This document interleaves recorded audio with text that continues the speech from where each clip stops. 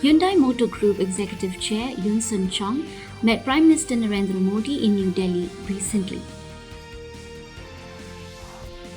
Finance Minister Nirmala Sitharaman has urged the World Bank to collaborate with countries in identifying high-priority skilling sectors based on data analysis and knowledge work with a focus on generating employment, skill matching, and labor retention.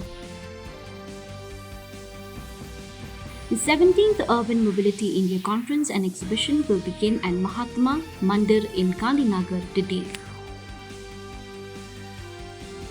Severe cyclonic storm Dana made landfall between Bhitarkanita and Dhamra on Odisha coast with a wind speed of 120 km/h midnight last night.